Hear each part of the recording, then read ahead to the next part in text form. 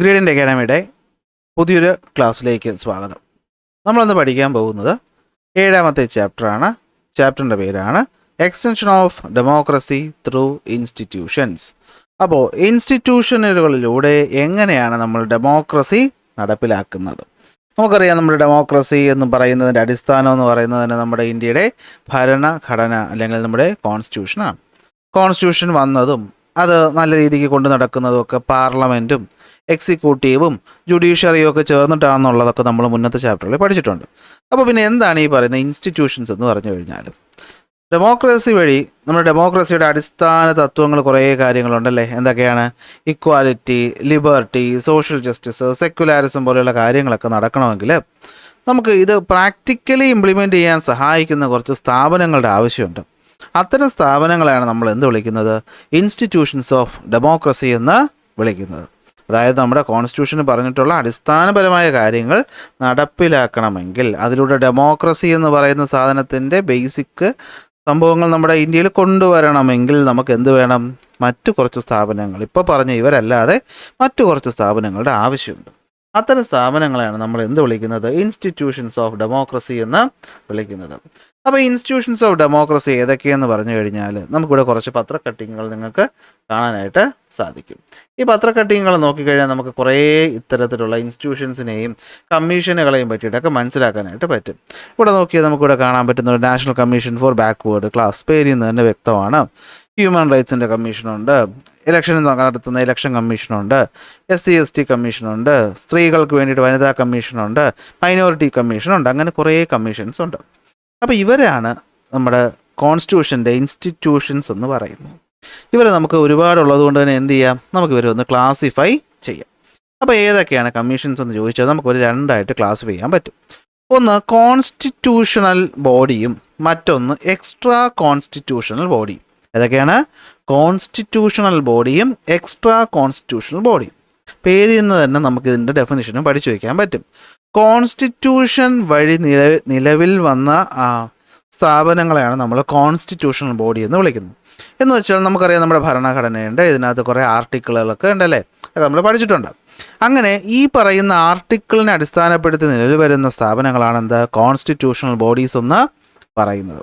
അതായത് ഇവരുടെ പവർ എന്ന് പറയുന്നത് എവിടെ നിന്നാണ്? കോൺസ്റ്റിറ്റ്യൂഷനിൽ നിന്നാണ് കിട്ടുന്നത്. Constitution is the source of power. മാത്രമല്ല ഇവർ ഓട്ടോണമസ് ബോഡികളാണ്. എന്ന് വെച്ചാൽ ഇവരുടെ കാര്യങ്ങൾ നോക്കാൻ ഇവർക്കറിയാം, അല്ലെങ്കിൽ ഇവരുടെ കാര്യങ്ങൾ നോക്കാനായി പ്രത്യേക നിയമങ്ങളുണ്ട്. ഒരു ഉദാഹരണം വെച്ച് ഞാൻ പറയാം. ഇപ്പോൾ ഇലക്ഷൻ കമ്മീഷൻ എന്ന് പറഞ്ഞാൽ നമുക്കറിയാം അല്ലേ, നമ്മുടെ രാജ്യം ഭരിക്കുന്നത് ആരാന്ന് തീരുമാനിക്കുന്ന ഇലക്ഷനിലൂടെയാണ്. അപ്പോൾ ഇലക്ഷൻ കമ്മീഷൻ എന്ന് പറയുന്നത് ഒരു കോൺസ്റ്റിറ്റ്യൂഷണൽ ബോഡിയാണ്. അപ്പോൾ ഈ ഇലക്ഷൻ കമ്മീഷൻ എന്ന് പറയുമ്പോൾ ആലോചിച്ച് നോക്കിയേ, ഇവർ ഇപ്പോൾ ഒരു മന്ത്രി, ഇപ്പോൾ അറിയാം ഈ ഇലക്ഷൻ ജയിച്ചു വരുന്ന ആളാണ് മന്ത്രിയൊക്കെ ഒരു പ്രധാനമന്ത്രി വരെ ആവുന്നത്. അപ്പോൾ ഇവർക്കെതിരെ ഒരു കാര്യം ചെയ്യേണ്ടി വന്നു എന്ന് വിചാരിക്കുക. ആലോചിക്കണം, PM-നെതിരെയാണ്.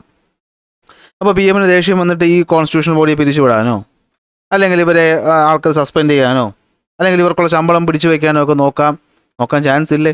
ഇത് കോൺസ്റ്റിറ്റ്യൂഷൻ ഉണ്ടാക്കിയവർക്കും അറിയാം. അതുകൊണ്ട് ആദ്യം തന്നെ കോൺസ്റ്റിറ്റ്യൂഷനിൽ വ്യക്തമായിട്ട് ഇവരുടെ അധികാരങ്ങളെ പറ്റി പറയുന്നുണ്ട്. ഇവരുടെ അധികാരങ്ങൾക്ക് മേൽ കടന്നു കയറിയാൽ അതിപ്പോൾ ആരായാലും ശരി അവർക്ക് കോടതിയിൽ കേസ് നേരിടേണ്ടി വരും. അപ്പോൾ അങ്ങനെയുള്ള ബോഡീസാണ് കോൺസ്റ്റിറ്റ്യൂഷണൽ ബോഡീസ് എന്ന് പറയുന്നത്. മാത്രമല്ല ഇവർക്കിട്ട് എന്തെങ്കിലും പണി വയ്ക്കണമെങ്കിൽ അത് സിമ്പിളായിട്ട് പറ്റത്തില്ല. അത് കൊണ്ടുവരണമെങ്കിൽ എന്ത് വേണം? കോൺസ്റ്റിറ്റ്യൂഷണൽ അമെൻമെൻറ്റിൻ്റെ ആവശ്യമുണ്ട്. എന്താണ് കോൺസ്റ്റിറ്റ്യൂഷൻ അമെൻമെൻറ്റ് എന്നുള്ള കാര്യം നമ്മൾ ഓൾറെഡി പഠിച്ചു കഴിഞ്ഞു അല്ലേ. കോൺസ്റ്റിറ്റ്യൂഷനിൽ അതായത് സിമ്പിളായിട്ട് ഈ പറയുന്ന, ഇപ്പോൾ നമ്മളിപ്പോൾ ഞാനത് എക്സാമ്പിൾ ഒന്ന് വായിക്കാം, അപ്പോൾ നിങ്ങൾക്ക് ഒരു ഐഡിയ കിട്ടും. ഇലക്ഷൻ കമ്മീഷൻ ഒരു കോൺസ്റ്റിറ്റ്യൂഷണൽ ബോഡിയാണ്. ഫിനാൻസ് കമ്മീഷൻ നമ്മുടെ ഇന്ത്യയിലെ ഈ പറയുന്ന ബഡ്ജറ്റും കാര്യങ്ങളെ പറ്റിയിട്ടൊക്കെ നോക്കുന്ന, അതിനെപ്പറ്റി സ്ക്രൂട്ടനൈസ് ചെയ്യുന്ന ഫിനാൻസ് കമ്മീഷൻ. ആൾക്കാരെ ജോലിക്ക് എടുക്കുന്ന പബ്ലിക് സർവീസ് കമ്മീഷൻ, IAS തൊട്ട് SSCയിലുള്ള സാധാ ആൾക്കാർ വരെ അപ്പോയിൻറ്റ് ചെയ്യുന്നത് UPSC ആണ്. നമ്മുടെ കേരളത്തിലെ PSCയും ഇതിൻ്റെ കീഴിൽ തന്നെയാണ് വരുന്നത്. CAG controller and auditor general, അതായത് പബ്ലിക് ഫിനാൻസ് നോക്കുന്നവരാണ്. എന്ന് വെച്ചാൽ എന്താ, നമ്മുടെ സർക്കാർ ചിലവാക്കുന്നത് എത്ര, സർക്കാരിൻ്റെ വരുമാനം എത്ര, ആരെങ്കിലും കൈയിട്ട് വരുന്നുണ്ടോ എന്ന് നോക്കും. ഈ പറയുന്ന ഗവൺമെൻറ് നിയമോപദേശം കൊടുക്കുന്ന അറ്റോർണി ജനറൽ, അതായത് ഈ പറയുന്ന ഇവർ തെറ്റ് ചെയ്താൽ അറ്റോർണി ജനറൽ ഇടപെടും. National commission for scheduled caste and scheduled tribe, SC/STക്കെതിരെ എന്തെങ്കിലും അക്രമങ്ങൾ ഉണ്ടായി ഇടപെടുന്ന ആൾക്കാർ.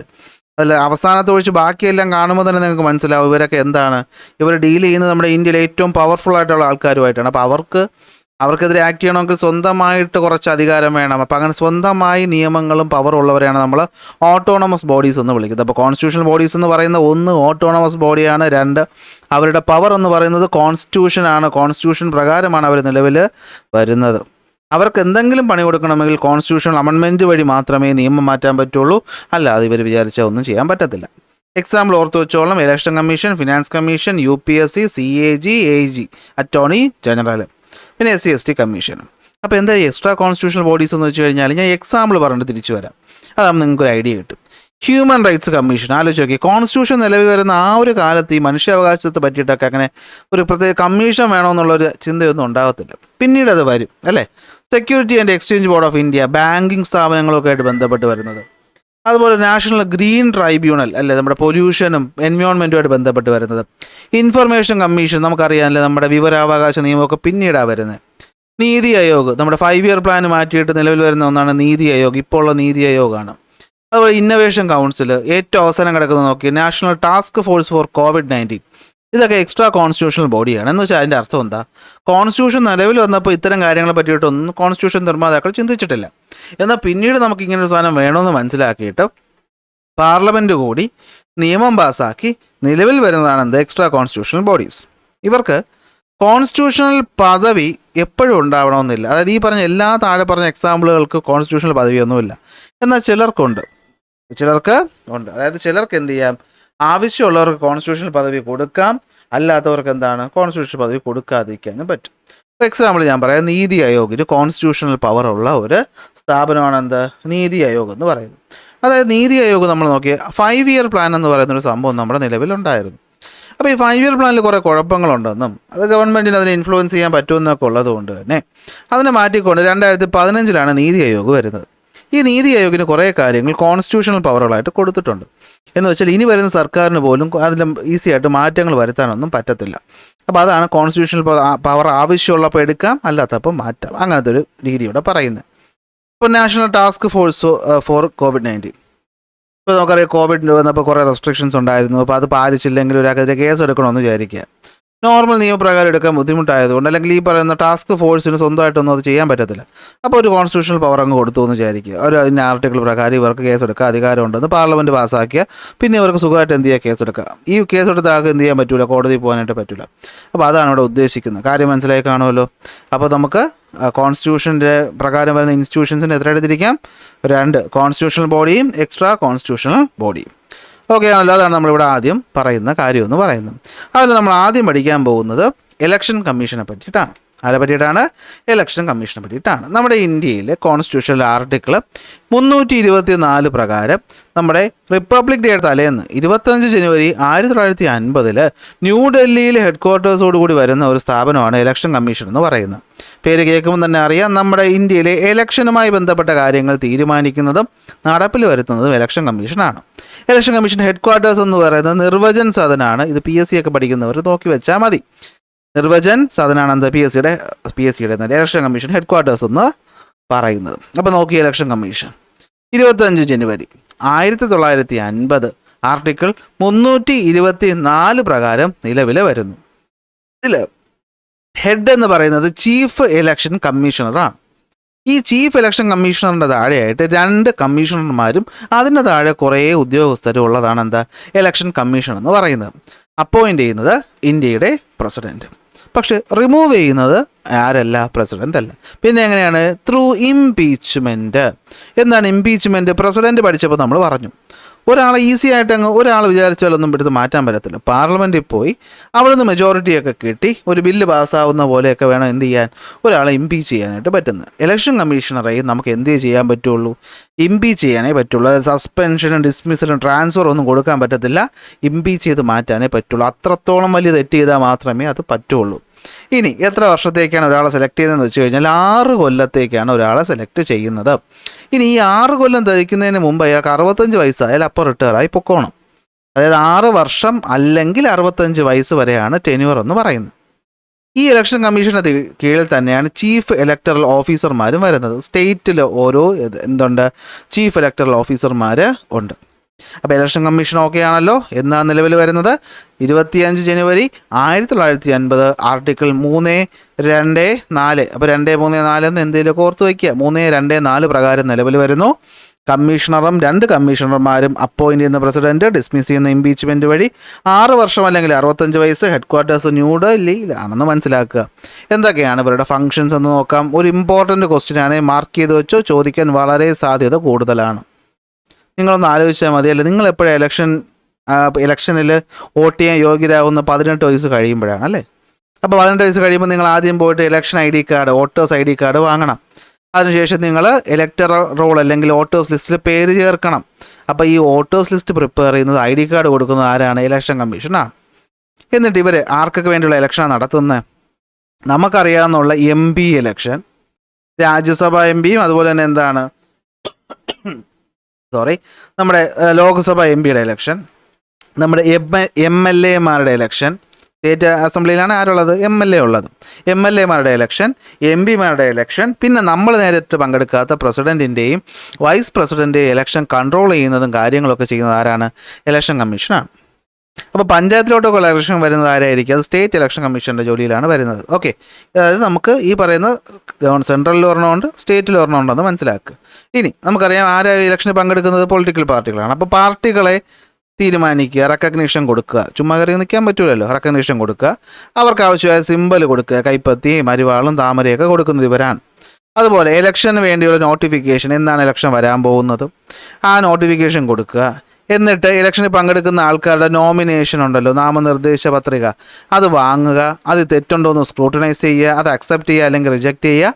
അതുപോലെ തന്നെ എന്താണ് ഇലക്ഷനിൽ പങ്കെടുക്കുന്ന ഒരു ലിസ്റ്റ് പബ്ലിഷ് ചെയ്യുക എന്നൊക്കെ ഉള്ള ആരുടെ ജോലിയാണ്? ഇലക്ഷൻ കമ്മീഷൻ്റെ ജോലിയാണ്. ഇത് ഞാൻ വിശദീകരിച്ച് പറയുന്നത് ഇമ്പോർട്ടൻ്റ് ചോദ്യം ആയതുകൊണ്ടാണ്. അതുപോലെ എന്നാണ് ഇലക്ഷൻ നടക്കുന്നതിനുള്ള ഡേറ്റ് തീരുമാനിക്കുക, എന്നാണ് കൗണ്ട് ചെയ്യുന്നതെന്ന് തീരുമാനിക്കുക, റിസൾട്ട് ഡിക്ലെയർ ചെയ്യുക. ഇതൊക്കെ ആരാണ്? ഇലക്ഷൻ കമ്മീഷനാണ്. ഉറപ്പാണ് പാർട്ടികൾ തമ്മിൽ അടിയുണ്ടാവും. അപ്പോൾ അവിടെ ഉണ്ടാകുന്ന ഡിസ്പ്യൂട്ടുകൾ റിസോൾവ് ചെയ്യുക എന്നുള്ളത് ഇവരുടെ ജോലിയാണ്. ഇനി ഇലക്ഷൻ പ്രചരണം നിങ്ങൾക്കറിയാം അല്ലേ. അപ്പോൾ നമുക്കിവിടെ കോഡ് ഓഫ് കോണ്ടാക്റ്റ് ഉണ്ട്. അപ്പോൾ എന്താണ് കോഡ് ഓഫ് കോണ്ടാക്റ്റ് എന്ന് വെച്ച് കഴിഞ്ഞാൽ? പെരുമാറ്റച്ചട്ടം. അതായത് ഒരു ഇലക്ഷൻ പങ്കെടുക്കുന്ന ആൾക്കാർ സംസാരിക്കേണ്ട കാര്യങ്ങളിലൊക്കെ ഒരു ലിമിറ്റുണ്ട്. ജാതി മതത്തിൻ്റെ പേരൊക്കെ പറഞ്ഞൊക്കെ വോട്ട് പിടിക്കുക അല്ലേ, പൈസ കൊടുത്ത് സ്വാധീനിക്കുക ഒന്നും പാടില്ല. ഒരു മാന്യത വേണം അല്ലേ. ഇലക്ഷൻ ഡെമോക്രസിയാണ് അവിടെ. അതുപോലെ തന്നെ ഈ പറയുന്ന ഓഡിറ്റ് ചെയ്യുക. നമുക്ക് കാശുള്ള ഒരാൾ ഇലക്ഷന് നിൽക്കുന്നു വിചാരിക്കുക, വോട്ട് ചെയ്യുന്നവന് 10,000 രൂപ കൊടുക്കുക എന്ന് പറഞ്ഞാൽ നമ്മുടെ നാട്ടിലെ ആൾക്കാരാണ് ചിലപ്പോൾ നമ്മൾ ഈ ധാർമ്മിക ബോധമൊക്കെ മറന്നിട്ട് ചിലപ്പോൾ പൈസ വാങ്ങിച്ച് വോട്ട് ചെയ്യും. അപ്പോൾ അതൊക്കെ നടക്കുന്നുണ്ടോ എന്ന് നോക്കുക. ഒരാളൊരു ഇലക്ഷന് വേണ്ടി എത്ര രൂപ ചിലവാക്കാൻ പാടുണ്ട് അതൊക്കെ തീരുമാനിക്കുക. ഇതൊക്കെ ആരുടെ ജോലിയാണ്? ഇലക്ഷൻ കമ്മീഷൻ്റെ ജോലിയാണ്. അപ്പോൾ ഒന്നുകൂടെ, ഇലക്ഷൻ കമ്മീഷൻ്റെ ജോലി എന്താണ്? ഇലക്ടറൽ റോൾ പ്രിപ്പയർ ചെയ്യുക, ID കാർഡ് കൊടുക്കുക, president, prime minister, MLA, MP ഇലക്ഷനുകൾ നോക്കുക, പാർട്ടികളെ റെക്കഗ്നൈസ് ചെയ്യുക, സിമ്പൽ കൊടുക്കുക, സ്ക്രൂട്ടിനൈസ് ചെയ്യുക, ഏത് നോമിനേഷൻസ്, ഡേറ്റ് ഫിക്സ് ചെയ്യുക, ഇലക്ഷൻ നടത്തുക, പ്രശ്നങ്ങളുണ്ടെങ്കിൽ സോൾവ് ചെയ്യുക. ഇതൊക്കെ ആരുടെ ജോലിയാണ്? ഇലക്ഷൻ കമ്മീഷൻ്റെ ജോലികൾ ആണ്. ആ ഫങ്ഷൻസ് ആണ് ഇതാ ഇവിടെ ഈ പറയുന്ന ടെക്സ്റ്റ് ബുക്കിൽ കൊടുത്തിട്ടുള്ളത്. നമ്മൾ ബാക്കി കാര്യങ്ങളൊക്കെ ഇവിടെ എന്ത് ചെയ്തിട്ടുണ്ട്? ഇതാ ഇവിടെ പറയുന്നുണ്ട്. ഇവിടെ പറഞ്ഞ കാര്യങ്ങളാണ്, 6 വർഷവും കാര്യങ്ങളൊക്കെ ഞാൻ ഇവിടെ പറയുന്നുണ്ട്. EVM ഇലക്ട്രോണിക് വോട്ടിംഗ് മെഷീൻ നമുക്കറിയാം അല്ലേ. നമ്മുടെ EVM എന്ന് പറയുന്ന സാധനം ആദ്യമായിട്ട് വരുന്നത് എവിടെയാണ്? നമ്മുടെ നോർത്ത് പറവൂർ ഇലക്ഷൻ 1982-ലാണ്. ഓക്കെ, അതിനുശേഷം 2004 എന്ത് ചെയ്തു? നമ്മുടെ എല്ലാ കോൺസ്റ്റിറ്റ്യുവൻസിയിലും നമ്മൾ EVM മെഷീൻ വെച്ചിട്ട് വോട്ട് ചെയ്തു. അപ്പോൾ 82-ലുള്ളത് എന്താണ്? അതൊരു ബൈ ഇലക്ഷൻ ആയിരുന്നു. ഓക്കെ, അപ്പോൾ ഇതൊക്കെയാണ് VVPAT എന്ന് പറയുന്നത്. അറിയാലോ, വോട്ട് ചെയ്യുമ്പോൾ ചെറിയ സ്ലിപ്പൊക്കെ വരും. ഇതൊക്കെ PSC ഒക്കെ പഠിക്കുന്ന പിള്ളേർ ശ്രദ്ധിച്ചാൽ മതി. ഓക്കെ, നിങ്ങളിപ്പോൾ നോക്കിയില്ലെങ്കിലും കുഴപ്പമൊന്നുമില്ല. ശരി, കാര്യത്തിലോട്ട് വരാം. ഇംപീച്ച്മെൻറ്റ് എന്താണ് ഇവിടെ പറയുന്നുണ്ട്. ഇത് നോക്കടാ, ഇതാണ് ഇലക്ഷൻ കമ്മീഷൻ്റെ റോളെന്ന് പറയും. ഇനി അപ്പോൾ ഈ ഇലക്ഷൻ കമ്മീഷൻ വന്നത് നമുക്കറിയാം അല്ലേ, 324 പ്രകാരമാണ്. എന്നാൽ ഈ പറയുന്ന ഇലക്ഷൻ കമ്മീഷൻ രൂപീകരിച്ചതും ഇവരുടെ ഫങ്ഷൻസൊക്കെ തീരുമാനിക്കാൻ വേണ്ടിയിട്ട് പാർലമെൻറ്റ് 2 പ്രധാനപ്പെട്ട നിയമങ്ങൾ എന്ത് ചെയ്യുന്നുണ്ട്? പാസ്സാക്കുന്നുണ്ട്. ഒന്ന് 1950-ലെ പീപ്പിൾസ് റെപ്രസെൻറ്റേഷൻ ആക്റ്റും 51-ലെ പീപ്പിൾസ് റെപ്രസെൻറ്റേഷൻ ആക്റ്റും. Article 327 of the Indian constitution അടിസ്ഥാനപ്പെടുത്തിയിട്ടാണ് ഈ നിയമം വരുന്നത്. അപ്പോൾ എന്താണെന്ന് വെച്ചാൽ നമുക്കറിയാം, ഇലക്ഷൻ കമ്മീഷൻ എന്ന് പറയുന്നൊരു സാധനം വരുന്നുണ്ട് ആർട്ടിക്കിൾ 324 പ്രകാരം. 25, 26, 27 ഒക്കെ ഈ പറയുന്ന ഇതുമായിട്ട് ബന്ധപ്പെട്ട് വരുന്ന ആർട്ടിക്കിളുകളാണ്. അതിൽ 27 പ്രകാരം എന്ത് ചെയ്യുന്നുണ്ട്? നമ്മൾ 2 നിയമം കൊണ്ടുവന്നു. ഒന്ന് 1950, അതായത് ഇലക്ഷൻ കമ്മീഷൻ വന്ന വർഷവും പിന്നെ തൊട്ടടുത്ത വർഷവും. ഇതെന്തിനാന്ന് വെച്ച് കഴിഞ്ഞാൽ ഈ പറയുന്ന ഇലക്ഷൻ കമ്മീഷന് കുറേ അധികാരങ്ങളും കാര്യങ്ങളും ഉത്തരവാദിത്വങ്ങളും ഉണ്ട്. അപ്പോൾ അത് എന്തൊക്കെയാണെന്നുള്ള കാര്യങ്ങൾ പറയാൻ വേണ്ടിയിട്ടാണ് ഈ നിയമം എന്ത് ചെയ്യുന്നത് വരുന്നത്. ആ നിയമത്തിലെ പ്രധാനപ്പെട്ട കാര്യങ്ങൾ നമുക്കൊന്ന് നോക്കാം. അപ്പോൾ 50 വരുന്ന ഫസ്റ്റ് ആക്ട് പ്രകാരം നമ്മുടെ കോൺസ്റ്റിറ്റ്യുവൻസീസ് ഫിക്സ് ചെയ്യുന്ന കാര്യം ഇതിനകത്താണ് വരുന്നത്. പ്രധാനപ്പെട്ട പ്രൊവിഷൻ എന്താണ്? Fixing constituencies. അത് നമുക്കറിയാമല്ലോ, ഈ പറയുന്ന മണ്ഡലം ഏതാണ്, ഓരോ ഇപ്പോൾ നമുക്കറിയാം എങ്ങനെയാണ് ഇപ്പോൾ പറയുന്നത്, നമ്മുടെ കേരളത്തിൽ ഓരോ ജില്ലകളുണ്ട്, ജില്ലയിൽ ഓരോ നിയമസഭാ മണ്ഡലങ്ങളുണ്ട് അല്ലേ. നിങ്ങൾ തിരുവനന്തപുരം ജില്ല എന്ന് പറഞ്ഞപ്പോൾ ഞാൻ തിരുവനന്തപുരത്തുള്ള ആളാണ്, എല്ലാവരും തിരുവനന്തപുരം ജില്ല എന്ന് പറഞ്ഞിട്ടല്ലല്ലോ വോട്ട് ചെയ്യുന്നത്. ഓരോ കോൺസ്റ്റിറ്റ്യുവൻസീസ് ഉണ്ട്, അത് തീരുമാനിക്കുക. കോൺസ്റ്റിറ്റ്യുവൻസിൻ്റെ ബൗണ്ടറീസ്, ചില കോൺസ്റ്റിറ്റ്യുവൻസി വലുതാണ്, അപ്പോൾ അതിൻ്റെ ബൗണ്ടറീസ് ഡീലിമിറ്റ് ചെയ്യുക. നമുക്ക് വോട്ടേഴ്സ് ലിസ്റ്റ് പബ്ലിഷ് ചെയ്യുക, അതിലെ കാര്യങ്ങൾ അളച്ചേർക്കുക. മാത്രമല്ല സിംഗിൾ മെമ്പർ കോൺസ്റ്റിറ്റ്യുവൻസീസ് എന്ന് വെച്ചാൽ ഒരാൾക്ക് ഒരു വോട്ടല്ലേ, ഒരു കോൺസ്റ്റിറ്റ്യുവൻസിയിൽ വോട്ട് പാടുള്ളൂ, അപ്പോൾ അത് ഉറപ്പുവരുത്തുക. അതൊക്കെ ഈ 50 കോൺസ്റ്റിറ്റ്യൂഷൻ അമെൻമെൻറ്റ് പ്രകാരം വന്നതാണ്. അതുപോലെ ചീഫ് ഇലക്ടറൽ ഓഫീസറിനെയും റിട്ടേണിംഗ് ഓഫീസറിനെയും ഇലക്ടറൽ രജിസ്ട്രേഷൻ ഓഫീസറിനെയൊക്കെ അപ്പോയിൻ്റ് ചെയ്യുക, അങ്ങനെ ഒരു തസ്തിക ഉണ്ടാക്കിയതും അത് നിലവിൽ വന്നതും ഈ പറയുന്ന ആക്ട് പ്രകാരമാണ്. 3 തസ്തികകൾ വന്നു. ഏതൊക്കെയാണ്? ചീഫ് ഇലക്ടറൽ ഓഫീസ്, ഇലക്ഷൻ നോക്കുന്ന സ്റ്റേറ്റ് വൈഡിലുള്ള ആളും, റിട്ടേണിംഗ് ഓഫീസർ ഓരോ ഡിസ്ട്രിക്ട് വൈസിൽ, അതുപോലെ എന്താണ് രജിസ്ട്രേഷൻ ഓഫീസർ നിലവിൽ വരുന്നതും ഈ ആക്ട് പ്രകാരമാണ്. എല്ലാം പഠിച്ചു വെച്ചില്ലെങ്കിലും ജസ്റ്റ് ഒന്ന് നോക്കിയെങ്കിലും വയ്ക്കുക. തൊട്ടടുത്ത് 51 ആയപ്പോൾ കുറച്ചുകൂടി പ്രൊവിഷൻസ് എന്ത് ചെയ്തു, ആഡ് ചെയ്തു. എന്തൊക്കെയെന്ന് ചോദിച്ചു കഴിഞ്ഞാൽ കോണ്ടക്റ്റ് ഓഫ് എലക്ഷൻ എന്ന് വെച്ച് കഴിഞ്ഞാൽ എന്തായിരിക്കും? പാർലമെൻറ്റ്, സ്റ്റേറ്റ്, ഇന്ത്യൻ പാർലമെൻറ്റിലോട്ടും സ്റ്റേറ്റ് ലെജിസ്ലേഷനിലോട്ടുള്ള ഇലക്ഷൻ്റെ നിയമങ്ങൾ, അതിൻ്റെ പെരുമാറ്റച്ചട്ടവും കാര്യങ്ങളൊക്കെ എന്ത് ചെയ്തു, കൊണ്ടുവന്നു. അതായത് conduct election, CONDUCT conduct election എന്ന് വെച്ചാൽ എന്താ മനസ്സിലാവുമല്ലോ. അത് നടത്താനുള്ള രീതിയും കാര്യങ്ങളൊക്കെ എന്ത് ചെയ്തു, കൊണ്ടുവരുന്നു. ഓക്കെ, അവിടെ പെരുമാറ്റച്ചട്ടവും മറ്റ് ആ കാര്യങ്ങളും എല്ലാം എന്ത് ചെയ്തു, ഇതിലാണ് വരുന്നത്. അപ്പോൾ ആദ്യത്തെ ലോയിൽ നമ്മൾ എന്ത് കൊണ്ടുവന്നു, ഇത് നടത്തേണ്ട ഉദ്യോഗസ്ഥന്മാരെയും ബേസിക് അധികാരങ്ങളും കൊണ്ടുവന്നു, കോൺസ്റ്റിറ്റ്യുവൻസികളായിട്ട് തിരിച്ചു. അടുത്ത് ഇലക്ഷനിലോട്ട് നടത്താൻ പോവുകയാണ് അല്ലേ, അപ്പോൾ അതിന് വേണ്ട കാര്യങ്ങൾ കൊണ്ടുവരുന്നു. അതായത് eligibility and disqualification of candidates and voters, ഇലക്ഷൻ്റെ ഡിസ്പ്യൂട്ടുകൾ വന്നാൽ അതെങ്ങനെ പരിഹരിക്കും, ഇലക്ഷനുമായി ബന്ധപ്പെട്ട ക്രൈമുകൾ എങ്ങനെയാണ് കേസെടുക്കുന്നത്, സോൾവ് ചെയ്യുന്നത്, ആളെ എത്ര പിടിച്ചകത്താക്കണം എന്നുള്ള കാര്യങ്ങൾ തീരുമാനിക്കുക. പൊളിറ്റിക്കൽ പാർട്ടിക്ക് റെക്കഗ്നീഷൻ കൊടുക്കുക, അതായത് നാഷണൽ പാർട്ടി ഏത്, സ്റ്റേറ്റ് പാർട്ടി ഏത്, എപ്പോഴാണ് ഒരു പാർട്ടി സ്റ്റേറ്റ് പാർട്ടി ആവുന്നത്, എപ്പോഴാണ് ഒരു പാർട്ടി നാഷണൽ പാർട്ടി ആവുന്ന കാര്യങ്ങളൊക്കെ ചെയ്യുന്നത്. മാത്രമല്ല സിംബലുകൾ അലോട്ട് ചെയ്യുന്നതും ഒക്കെ എന്താണ്, ഈ ആക്ട് പ്രകാരമാണ് വരുന്നത്. അങ്ങനെ നമ്മുടെ ഇലക്ഷൻ കമ്മീഷൻ്റെ ഇമ്പോർട്ടൻസ് എന്താണെന്ന് ചോദിച്ചാൽ വളരെ സിമ്പിളാണ്. ഇൻക്ലൂസീവ് ഡെമോക്രസി ഉറപ്പുവരുത്തുക. നമ്മുടെ സൊസൈറ്റിയിലുള്ള എല്ലാ ആൾക്കാരെയും, അതായത് സമ്പന്നരും കാശുകാരും മാത്രമല്ല, മാർജിനലൈസ് ചെയ്യപ്പെട്ട ഒതുക്കപ്പെട്ട ആൾക്കാരെയും കൊണ്ടുവന്ന് അവരുടെ വോട്ടിനും വില കൊടുത്ത് എന്ത് ചെയ്യുക, ഒരു അധികാരത്തിലോട്ട് ആളെ കൊണ്ടുവരിക അല്ലേ. അപ്പോൾ നമ്മൾ കാശുകാരനും സമ്പത്തുള്ളവനും മാത്രം സപ്പോർട്ട് ചെയ്താൽ പോലെ ഓരോ ജനങ്ങളും സപ്പോർട്ട് ചെയ്താലേ ഒരാൾ എന്ത് ചെയ്യുള്ളൂ, നേതാവായിട്ട് വരുള്ളൂ. ഒരു പൊളിറ്റിക്കൽ ഫൗണ്ടേഷൻ ഇടുക അല്ലേ, എല്ലാവരെയും കൊണ്ടുവന്ന് ഒരു ഡെമോക്രസിക്ക് ഒരു ബേസ് ഉണ്ടാക്കുക. മാത്രമല്ല ട്രാൻസ്പാരൻറ്റും ഫെയറുമായിട്ടുള്ള ഇലക്ഷൻ കണ്ടക്ട് ചെയ്യുക അല്ലേ, കള്ള വോട്ടും മറ്റു കാര്യങ്ങളൊക്കെ ഒഴിവാക്കുക അല്ലേ, ഫെയർ ആയിട്ട് പൈസ കൊടുത്ത് വോട്ട് ചെയ്യുന്നത് ഒഴിവാക്കുക, അങ്ങനത്തെ കാര്യങ്ങൾ ചെയ്യുക. മാത്രമല്ല അതിലൂടെ ഡെമോക്രസി എന്ത് ചെയ്യുക, സ്ട്രെങ്തൻ ചെയ്യുക എന്നുള്ളതാണ് എന്താ ഇലക്ഷൻ കമ്മീഷൻ്റെ ഇമ്പോർട്ടൻ്റ് ആയിട്ടുള്ള ഫങ്ഷൻസ് എന്ന് പറയുന്നു. അപ്പോൾ റെപ്രസെൻറ്റേഷൻ ആക്ട് ഓഫ് 50 നിങ്ങൾക്ക് മനസ്സിലായി, 51 നിങ്ങൾക്ക് മനസ്സിലായി. ഇവിടെ ഒരു പോയിന്റ് ഓർത്ത് വെച്ചോ, നാഷണൽ വോട്ടേഴ്സ് ഡേ എന്നാണ് ജനുവരി 25. പ്രത്യേകത എന്താണ്? ജനുവരി 25 1950 നമ്മുടെ എന്ത് വരുന്നത്, ഇലക്ഷൻ കമ്മീഷൻ നിലവിൽ വരുന്നത്. അപ്പോൾ ആ ഓർമ്മയിലാണ് ജനുവരി 25 വോട്ടേഴ്സ് ഡേ ആയിട്ട് പ്രഖ്യാപിച്ചിരിക്കുന്നത്. ഇവിടെയാണ് ഞാൻ നേരത്തെ പറഞ്ഞ ഫങ്ഷൻസും കാര്യങ്ങളൊക്കെ വരുന്നത്. അതുപോലെ തന്നെ സ്റ്റേറ്റ് ഇലക്ഷൻ കമ്മീഷനുണ്ട്, ഞാൻ പറഞ്ഞു. സ്റ്റേറ്റിലെ ഇലക്ഷൻ്റെ കാര്യവും ലോക്കൽ സെൽഫിലെ കാര്യവും കൺട്രോൾ ചെയ്യുന്ന ആരാണ്? അത് സ്റ്റേറ്റ് ഇലക്ഷൻ കമ്മീഷൻ ആണ്. പഞ്ചായത്ത് ഇലക്ഷൻ എന്ന് ഓർത്ത് വെച്ചാൽ മതി. ആർട്ടിക്കിൾ 243 മുതൽ 243 ഡേ വരെയാണ്.